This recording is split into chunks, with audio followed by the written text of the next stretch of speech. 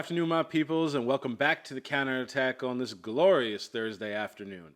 I hope you and yours are doing very well.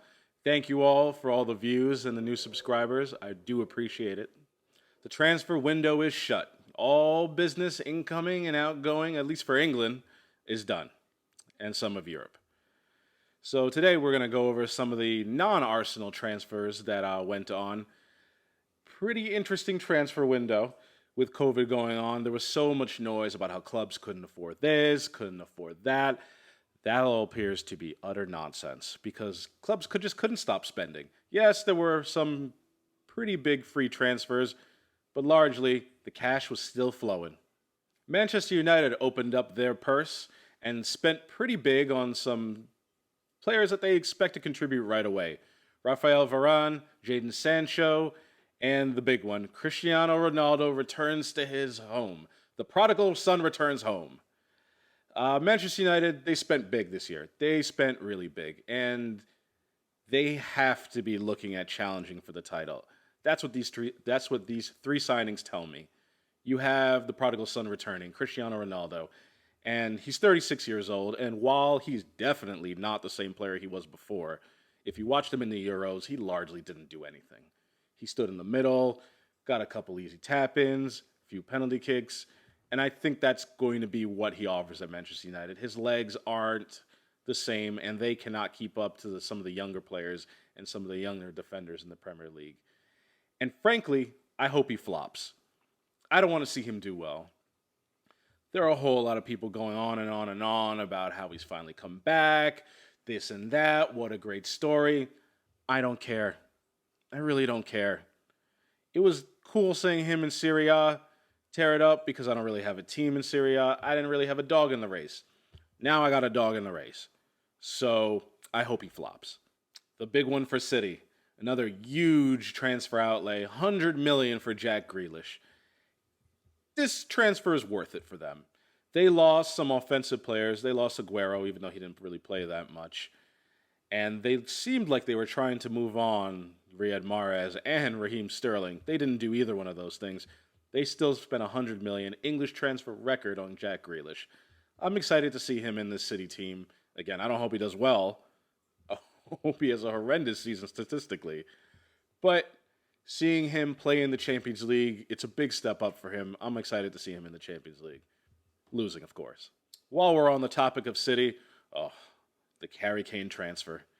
Harry Kane, since before the Euros, before the summer transfer window started, angling, pushing, doing interviews and op-ed pieces and this and that, tweeting about it, about how much he wanted to leave Spurs. And in the end, the man stayed. And I was watching the last Spurs game where he came on or started, and the Spurs fans were clapping him up, this and that. How embarrassing. This man spends weeks, and his people spent weeks angling for a move away from your club. He comes crawling back because either City couldn't afford it, didn't deem him worthy enough. And what do? You cheer him on. Small club mentality. Ugh, disgusting. I've said it before. One transfer I'm absolutely terrified of. Romelu Lukaku to Chelsea. Oh, boy. The ghost of Didier Drogba is just going to haunt me again for the next 3, 4, 5 years. He's back. Back from Italy. Done a great job in Serie A with Conte at Inter Milan. Now he's back in the Premier League.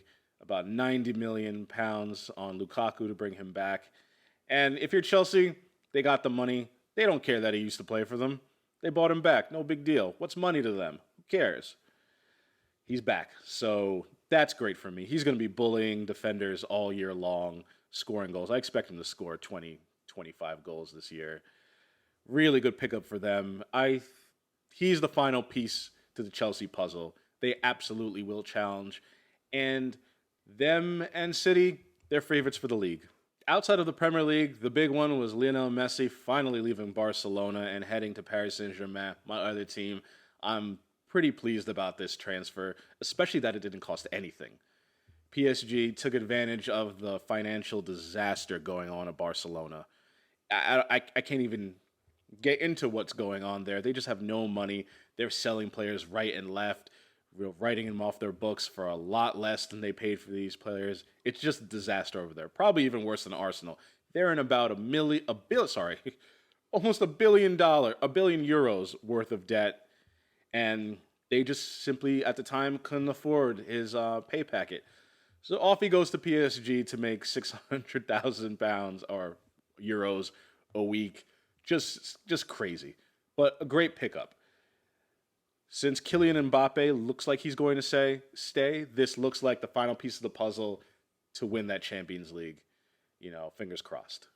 The last one we have here is Kemavinga.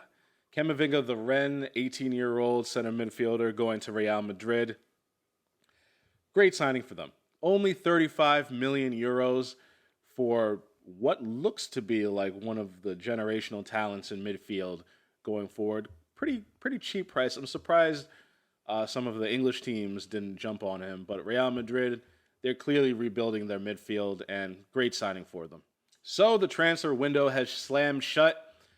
I, for one, good riddance. Glad to see the back of it. And that's it. Let's get down to the proper football. Let's get down to play. I'm ready to go.